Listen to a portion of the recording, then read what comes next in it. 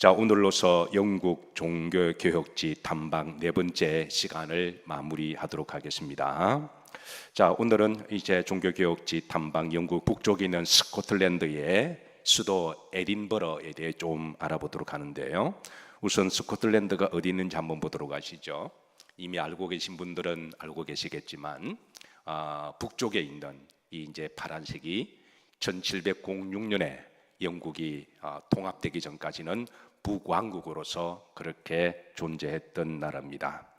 자, 이 스코틀랜드라는 말은 스콧이라는 말과 랜드의 합성 단어죠. 랜드는 땅이고 스콧은 이제 스코티시. 그래서 이제 그쪽 동네에 사는 사람을 이끌어서 이제 스코티시라고 그렇게 불렀죠. 그래서 이제 스코티시의 땅, 그래서 이걸 줄여서 스코틀랜드라고 그렇게 부르고 있는데요. 자, 지금도 이 지역에 가면 영국 사람들한테 이제 저 스코틀랜드 살고 있는 사람들한테 당신들이 잉글리시라는 잉글랜드에 사는 사람을 이야기를 하죠. 잉글리시라고 말하는 것보다도 스코티시로 말하는 것을 본인들은 더 그렇게 자부심을 가지는 것은 바로 역사적인 아마 그런 정체성 때문에 그렇습니다. 어쨌든 지금도 통합되었지만 마치 우리나라의 어느 특정 지역에 대한 자부심을 가지고 나는 어느 지역 사람이다라고 말하는 것을 더 자부심을 가지듯이 영국 사람이기보다는 이 스코티시라고 부르는 것을 더 본인들은 어떤 사람은 아예 잉글리시로 말하면 기분 나빠하는 사람들도 있다 그러더군요. 또 마찬가지로 저 왼쪽에 있는 저 있는 데는 또 아일랜드잖아요. 여기 있는 사람들 아일리시라고 또 그렇게 부르는 것을 어쨌든 그 지역의 정체성 때문에 그렇게 불리는 것을 더 좋아합니다. 자, 스코틀랜드의 수도는 에딘버러입니다. 자, 그다음 보시면 이게 에딘버러라고 하는 이제 통합된 왕국 전에는 이곳이 바로 에딘버러가 스코틀랜드의 수도였는데요. 에딘버러는 에드윈의 에드윈의 왕의 에드와 그리고 버러라는 말, 버러는 버그에서 온 말이죠. 햄버거 할 때에 그 햄버거 할 때의 버거는 바로 성을 말하는 것이죠. 그래서 그게 처음에는 스코틀랜드의 에드윈의 성이었는데 이제 그걸 줄여서 에딘버러라고 하는 성이 지금도 이제 역사적 기념물로 남아 있고 그 수도를 그냥 에딘버러라고 그렇게 부릅니다. 한번 보시죠. 이게 그 지역에 있는 이제 에드윈이 이렇게 통치했을 때 살았던 이 성인데요. 그래서 지금은 에딘버러라고 그 지역 전체를 그렇게 부릅니다. 다음에 혹시라도 가볼 기회가 있으시면 미리 예약을 하셔야 돼요. 그냥 갔다가 거의 뭐 한 며칠 전에는 예약을 해야 되는 곳입니다. 그래서 한번 꼭 방문해 볼 만한 그런 관광지기도 합니다. 자, 중세 시대의 이 에딘버러는 정치, 경제, 문화의 중심지였습니다. 지형적으로 오른쪽에는 대서양이 자리를 잡고 있고 그래서 유럽과의 활발한 교육이 이루어지기도 하고요. 이 지역에서 이제 아주 유명한 인물들이 많이 배출이 되는데요. 그 중에 한 사람이 여러분 지금도 경제학의 교과서라고 말하는 국부론의 저자 누구죠? 네, 아담 스미스의 그가 바로 이 스코틀랜드의 에든버러 출신입니다. 지금도 이곳에 가면 이제 그의 유명한 이제 동상이 있는데요. 한번 보시죠. 여기 보시면 이 사람이 이제 아담 스미스라고 하는 여러분 잘 아시죠? 지금도 어떤 경제, 국부론, 국가가 부유하기 위해서는 세 가지 요소가 있어야 됨을 이야기를 하죠. 첫 번째는 땅이 있어야 되고, 그 다음에는 이제 사람이 있어야 되고, 노동이 있어야 되고, 그 다음에는 자본이 있어야 된다고 하는 이 아담 스미스는 원래 그는 성직자가 되기를 원했습니다. 어릴 때부터 탁월한 머리를 가지고 또 워낙 신앙심이 깊어서 이제 성직자가 되려고 그리고 그 공부도 신학을 전공했어요. 어쨌든 그는 이제 성직자가 되려고 했는데 그가 또 다른 쪽에 또 이제 은사가 있어서 또 정치가로 또 경제학자로 그렇게 많은 업적을 남겼는데요. 자, 그가 국부론, The Wealth of Nations라고 이야기할 때는 한 나라만의 부국을 말하는 게 아니라 그런 독실한 그리스도인이었습니다. 하나님을 믿는 나라들이 다 잘 살기를 바랬습니다. 그런 스코틀랜드만 영국만 잘 살고 그러는 것이 아니라 성경을 바탕으로 한 하나님을 믿는 기독교 국가들이 정말 잘 살기를 바람으로써 그런 이 책을 저술했는데요. 국부로는 글자 그대로 국가가 부흥하는 그런 원리를 이야기하죠. 자, 기초 세 가지를 기본으로 든다 그랬습니다. 첫 번째가 뭐라 그랬죠? 땅. 두 번째는 사람, 노동이 사람. 세 번째는 자본인데요. 이 가장 기본적인 필수인데, 그런데 그가 정말 말하고 싶은 것은 이 세 가지는 가장 필수인데 기본적인 건데 보이지 않는 invisible hand가 있다고 말합니다. 그 유명한 한 나라가 잘 살기 위해서는 기본적으로 토지와 그리고 노동과 사람을 이야기하죠. 그리고 자본이 있어야 되는데 이것만 가지고는 안 된다는 거예요. 보이지 않는 손이 있는데 그 손이 바로 시장 경제 원리라고 이야기합니다.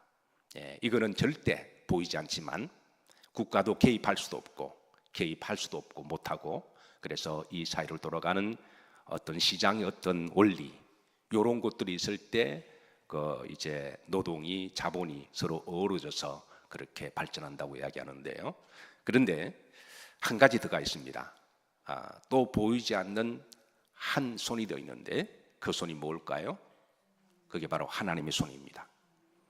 많은 사람들은 아담 스미스에 대해서 그가 한때 신앙심이 매우 깊어서 신학자가 되려고 성직자가 되려고 하는 사실은 잘 몰라요.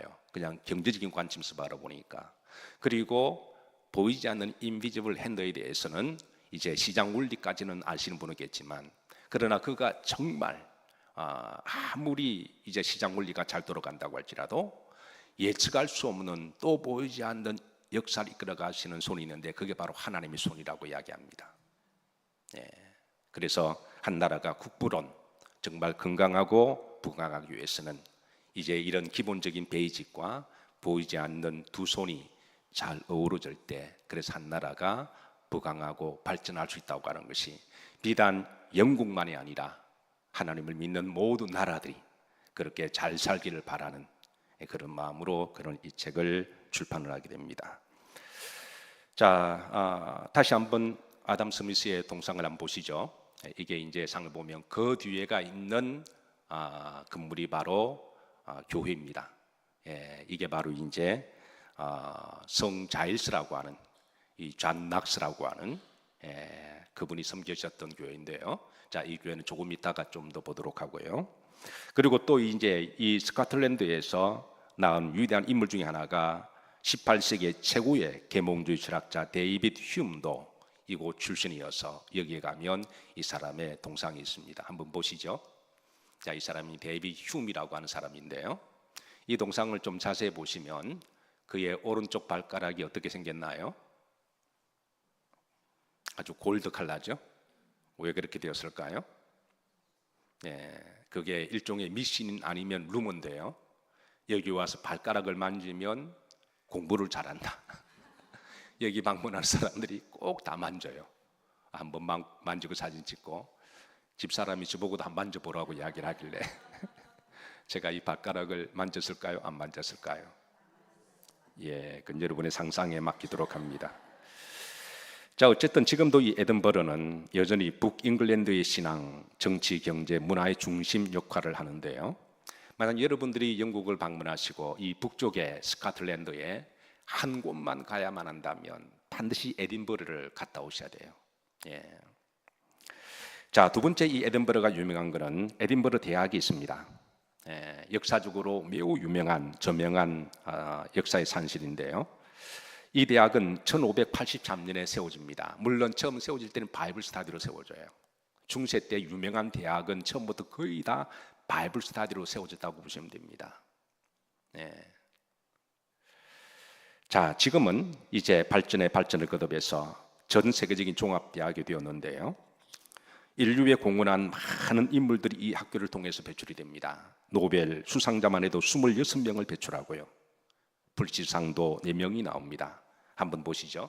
이 에딘버러 대학이 이제 아주 유명한 대학인데요. 자, 이 대학이 인류에 공헌한 발견과 발명한 업적을 보면요, 이산화탄소의 물질이 이 대학에서 최초로 발견합니다. 예. 그러고 나서 질소.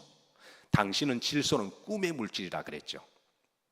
예. 당시에 이 질소를 발견하고 난 다음에 인류가 몇 단계로 업그레이드 되는데요. 꿈의 물질 소재, 질소.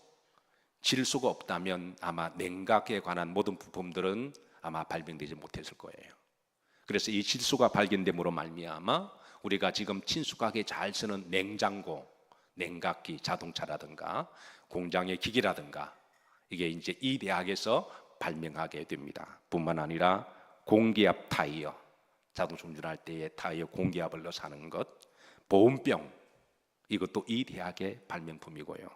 그리고 반사만원경, B형 간염 백신, HPV 백신, 이것을 유수하게 발견한 대학이 바로 이 에든버러 대학인데요.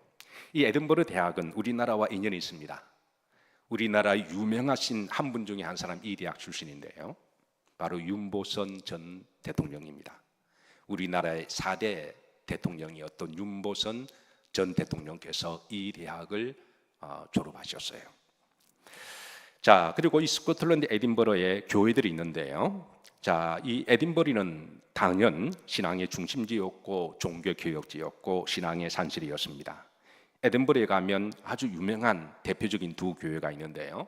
성 안드레아 교회가 있습니다. 한번 보시죠.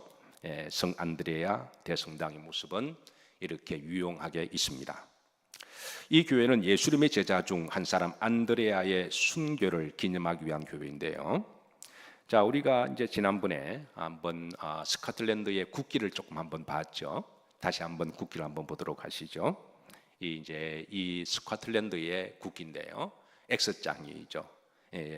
안드레가 순교할 때 X자형으로 죽었다고 그래서 그 나라를 그냥 순교자의 그런 십자가를 기념하는 나라가 바로 스코틀랜드입니다. 그러니까 얼마나 신앙 위에 신앙으로 살고자 했던 것을 남아있는 걸 우리가 흔적을 알 수가 있죠. 자, 이곳에 교회가 세워진 스토리가 있습니다. 영국과 전쟁 중에 하던 중에 스코틀랜드가 거의 패전할 때 하늘에서 이제 파란색의 X자 십자가형이 형상이 보였고 스코틀랜드 사람들은 그거를 보고 하나님 우리와 함께 하신다 그래서 거의 패전한 전쟁에서 기적처럼 다시 정리하게 되는데요. 그래서 이것을 기념하기 위해서 온 국민적으로 아까 성 안드레아 교회를 건립하게 됩니다. 자, 두 번째 또 유명한 교회가 성 자일스 대성당이 있는데요. 자, 한번 보시죠. 이 성 안드레 교회만큼이나 유명한 교회가 바로 성 자일스 교회인데 이 교회에 이제 담임을 목회하신 분이 바로 그 유명한 존 낙스라고 하는 종교 개혁자입니다. 사실 여러분 우리 감리교회나 침례교인들이나 순복음교인들은 존 낙스 하면 조금 생소한 분이 계실 것이고 어떤 분은 그래도 조금 견문이 있는 분들은 아마 아는 분이 계실 텐데 근데 이 장로교회에서는 존 낙스 하면 우리 감리교로 말하면 존 웨슬리로 생각하시면 됩니다.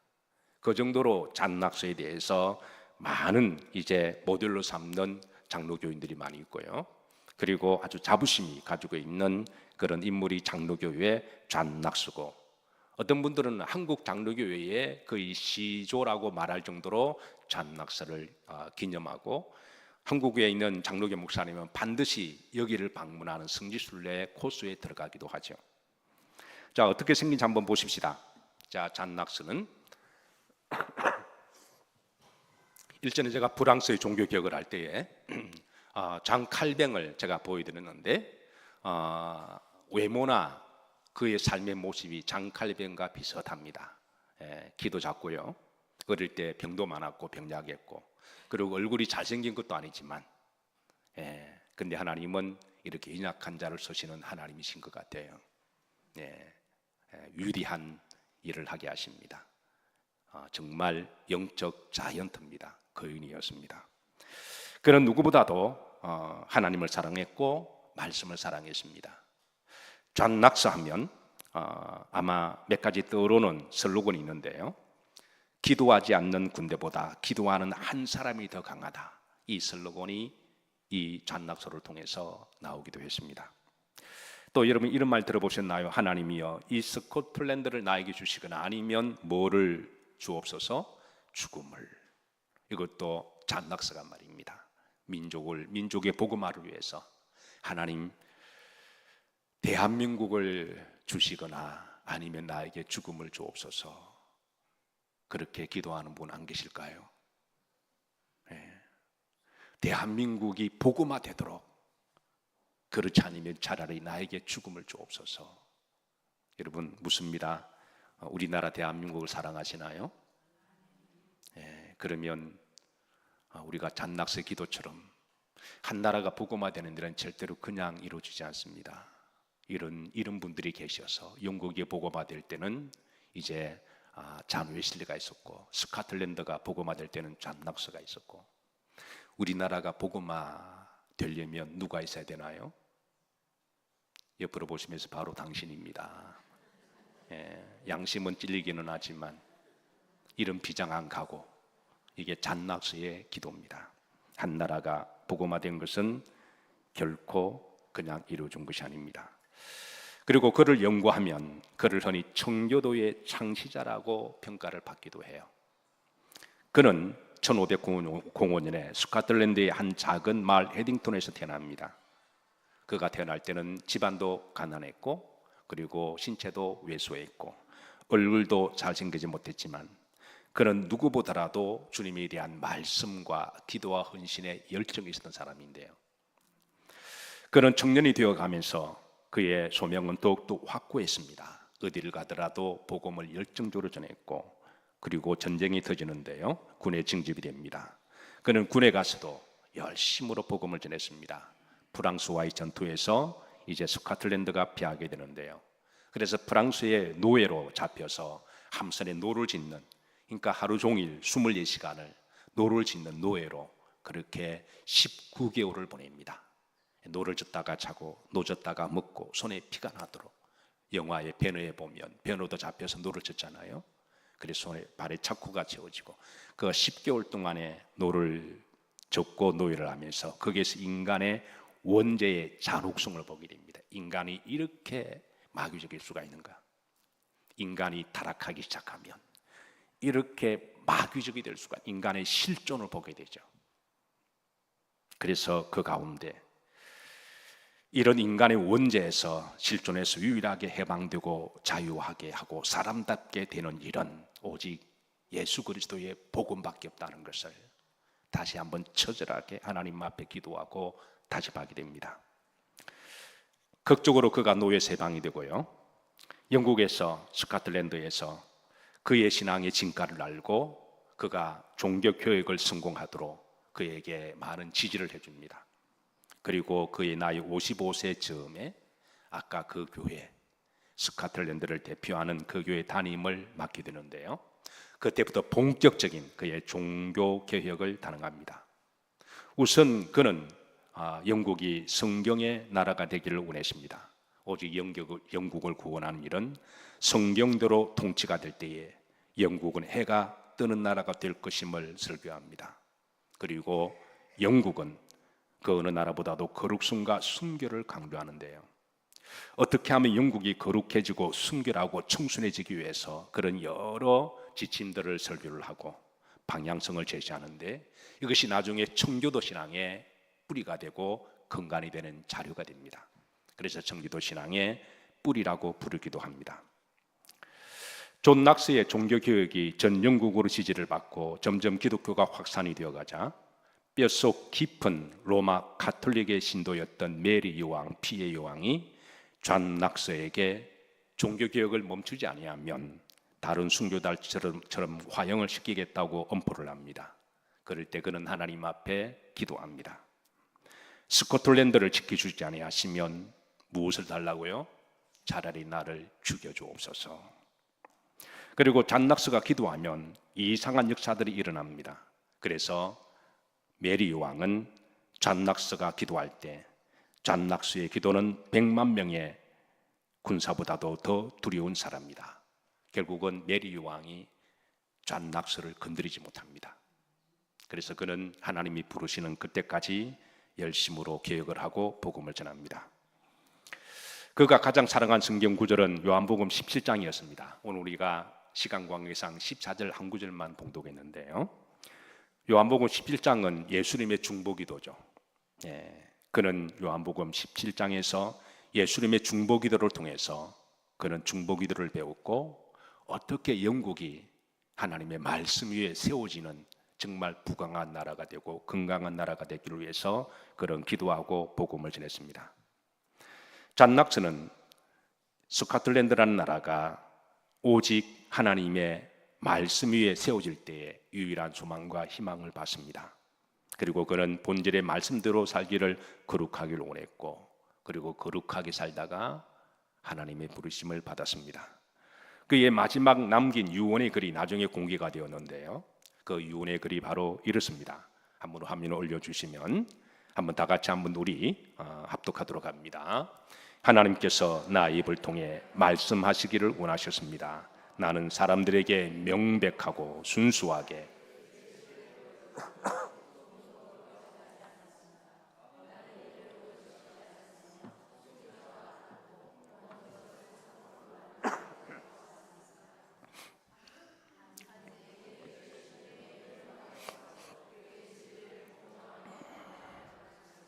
예수 그리스도의 영화스러운 복음을 오직 하나님의 영광을 위하여 전하였습니다. 하나님께서 율법을 통해 밝혀 보여주신 바에 따라 거만한 자들의 오만을 꺾고 이를 통해 하나님을 거스리는 그들 로만 가톨릭의 반란을 폭로하였습니다.